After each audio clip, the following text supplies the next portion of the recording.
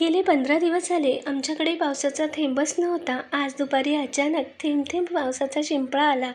म्हटलं काहीतरी तळणीचा पदार्थ बनवते. डाळ भात तर आधीच बनवून झाले होते, शिवाय आंबेही घरात होतेच.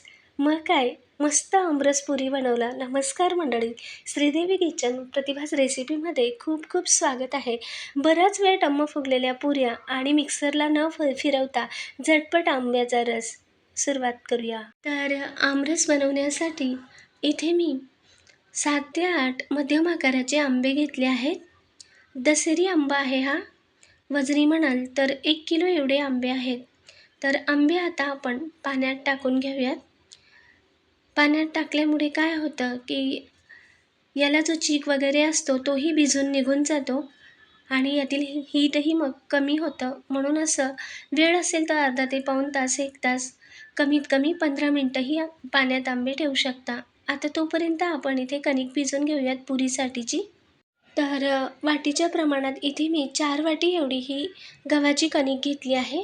आता यात घालूया आपण अर्धी वाटी एवढा रवा.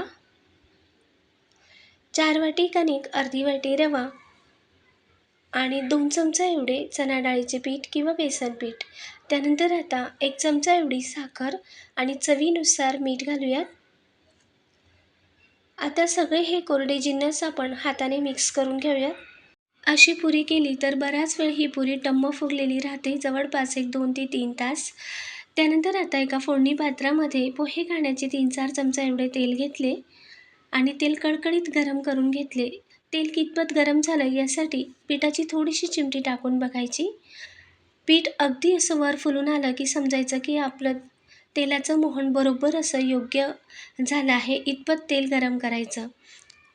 आता सर्व तेल कोरड्या पिठावर घालून घेतलं.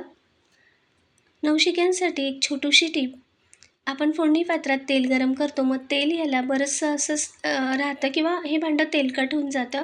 त्यासाठी थोडंसं असं कोरडं पीठ टाकून घ्यायचं, म्हणजे यातील सर्व तेल आपोआपच पिठाला लागून निघून येतं. आता सगळे हे जिन्नस चांगले मिक्स करून घेऊयात. तेलाचं मोहन पिठाच्या कणाकणाला लागलं पाहिजे इतपत चांगलं चोळून घ्यायचं. जोपर्यंत की असा मुटका बांधला जात नाही तोपर्यंत चांगली कणकेला तेल लावून घ्यायचं, म्हणजे चांगले मिक्स करून घ्यायचे. आता थोडं थोडं पाणी करून कणिक आपण नेहमीच्या चपातीपेक्षा घट्टसर भिजवून घेऊयात. सुरुवातीला थोडं थोडं पाणी करून अगदी पीठ अशी ओलवून घ्यायची आणि त्यानंतर पटकन असा गोळा बांधून घ्यायचा. कणिकही पटकन तिंबली जाते आणि नेहमीची जशी आपण चपाती करतो त्यापेक्षा थोडीशी घट्टसर ही कणिक ठेवायची. आता कणिक भिजवल्यानंतर थोडीशी मी तिंबून घेतली आणि एक 10 ते 15 मिनटं किंवा वेळ असेल तर अर्धा तास आपण कणिक ही मुरू देऊयात. तोपर्यंत इथे आपण आमरस बनवून घेऊयात. तर आंबेही एक 10-15 मिनटं पाण्यात होते. तर यावरचं चीक वगैरेही आपण चांगला वरून हलक्या हाताने चोळून धुवून घेतला 1-2-3 पाण्याने. आणि आंबे धुवून झाल्यानंतर आता इथे आंब्याचा रस मी पिळून नाही करणार, तर असं सुरीच्या मदतीने आंब्याचा जो वरचा अर्धा भाग आहे, तर हे पहा या पद्धतीने असा हा अर्धा भाग केल्यानंतर आमरस करताना आपण जी पुरण चाळणी असते, पुरणाला जी अशी ही गाळण वापरतो, तर ह्याच पुरण गाळणीने मी आंब्याचा रस हा असा गाळून घेणार आहे. हे पहा या पद्धतीने. खाली मी कढई ठेवली आहे, यावर ही पुरणाची गाळण आणि आता ह्या पद्धतीने आपण सर्व आंब्याचा जो गर आहे तो काढून घेऊयात. तर हे पहा सालीला सुद्धा काहीच लागलेलं नाही, सगळा गर असा पटकन निघून जातो. आता जो आंब्यातील राहिलेला भाग आहे तो सुद्धा या बाजूने अशी ही अर्धी फोड कापून घ्यायची. तर दुसरीही बाजू त्याच पद्धतीने पुरण गाळणला अगदी हलक्या हाताने घासायची, म्हणजे आपोआपच सगळा गर मग खाली गळून येतो. तर हे पहा अगदी हलक्या हाताने दुसरीही फोड मी अशी घासून घेतली पुरण गाळणला, तर सर्व गर असा खाली पडून येतो. याच पद्धतीने मी सर्व आंब्याचा रस काढून घेणार आहे आणि जे आंब्याचं बी आहे ते सुद्धा याच पद्धतीने घासून घेऊयात. तर हे पहा किती घट्टसर आणि दाटसर असा आंब्याचा रस निघतो. मिक्सरला न फिरवता सगळा आंब्याचा गर मी असाच काढून घेतला. मिक्सरला फिरवला तर थोडंसं रंग कमी होतो आणि चवही थोडीशी कमी होते, पण हाताने पिळून किंवा असा गाळणीने जर आपण घासून रस काढला तर आंब्याची जी चव आहे तीही कायमच असते आणि रंगसुद्धा. आता यात मी गोडीप्रमाणे साखर घातली रवीने घोटायची सुद्धा मला गरज पडली नाही. अगदी पळीने असं फेटून घेतलं. साखरही वितळली यात आणि साखरेसोबत मी इथे पाव चमचा एवढी किंवा एक चिमूट एवढी वेलची पूड घातली. नसेल तुम्हाला वेलची आवडत नाही घातली तरीही चालेल. पण वेलची पूडमुळे आपण पुरणपोळी नाही बनवत आहोत, पुरी बनवतोय म्हणून थोडंसं असा वेगळा स्वाद येतो. तर अगदी चिमूटभर एवढी वेलची पूड घातली. त्यानंतर वरून पिस्त्याचे काप आणि केशर. तर हे पहा अगदी मस्त असा हा आंब्याचा रस झाला आहे. चवीलाही तेवढाच टेस्ट जशी आपण हाताने पिळून आंब्याचा रस काढतो त्याच पद्धतीची चव लागते आणि रंगसुद्धा तितकाच सुंदर. तर आमरस आपला तयार झाला आणि कणिकही इथे एक 20-25 मिनटं चांगली मुरू दिली. आता पुरी बनवायला घेऊयात. वेळ नसेल तर कमीत कमी 5 ते 10 मिनटं तरी ही कणिक मुरू द्या. आपण यात रवा घातला आहे म्हणजे तोही भिजतो. तर इथे मी असे छोट्या छोट्या उंड्या बनवून घेते आधी, म्हणजे पटापट पुरी लाटली जाईल. किंवा उंड्या असल्या तर आपण एक एक पुरी पटकन लाटूनही मग तळून घेऊ शकतो. सुरुवातीला मी एक 8 ते 9 एवढ्या उंड्या बनवून घेतल्या आणि एक 4-5 पुऱ्या आधी लाटून घेऊयात तेल गरम होईपर्यंत. तर गॅसवर मी आधीच तेल गरम करायला ठेवलं आहे आणि या पद्धतीने आता पुरी लाटून घेऊयात. लहान मोठी तुमच्या आवडीनुसार आकाराची पुरी लाटून घ्यायची.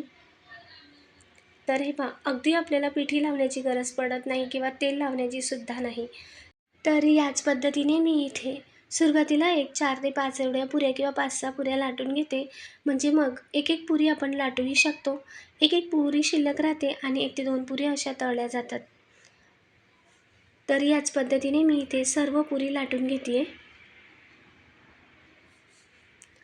वेळ नसेल तर तुम्ही एक छोटीशी बारीक चपाती लाटून कापूनही पुरी समोस्यासारखी बनवू शकता.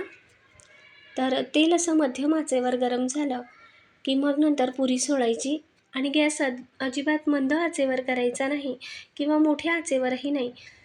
सुरुवातीला तेल गरम करण्यासाठी थोडीशी मोठी आच करू शकता. तेल गरम झाल्यानंतर मध्यम आचे करायची, अजिबात मंद आचेवर पुरी तळायची नाही.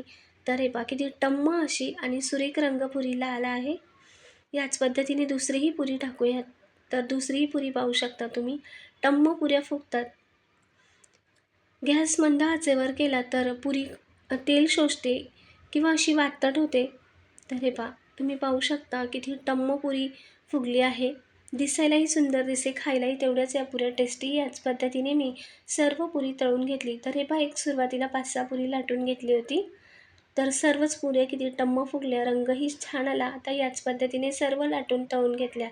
तर इथे वेळ कमी होता म्हणून मी अशी समोसा आकारात पुरी बनवली. तर तीसुद्धा तुम्ही पाहिली किती टम्म फुगलेली आहे. तर सर्व पुऱ्या लाटून झाल्यानंतर आता गरमागरम थाळीत सर्व करूयात. तर आमरसचा रंगही पाहू शकता किती छान असा आला आहे. वरून थोडीशी साजूक तुपाची धार घालूयात. गरमागरम पुरी आणि आमरस आपला तयार आहे. आंब्याचा रस जर स्वयंपाक झाल्यावर शेवटी बनवत असाल आणि तेव्हाच तुम्हाला सर्व करायचं आहे तर यात थोडेसे बर्फाचे तुकडे घालू शकता. किंवा वेळ असेल तर एक 5-10 मिनटं तुम्ही फ्रीजला किंवा फ्रीजरलाही आंब्याचा रस ठेवू शकता. म्हणजे गरमागरम पुरीसोबत थंडगार रस खायला खूप मस्त अशी मज्जा येते. पुरीही पाहिली तुम्ही किती टम्म फुगली आहे. मी हाताने अशी बोटाने वाजवते तरीसुद्धा पुरी फुटत नाही. जोपर्यंत की आपण नखाने पुरी टोचून घेत नाही तोपर्यंत किंवा हाताने प्रेस करत नाही तोपर्यंत. तर हे पहा मी हाताने प्रेस केली तेव्हा पुरी कुठे खाली बसली. टम्म अशा सर्वच पुऱ्या फुगतात.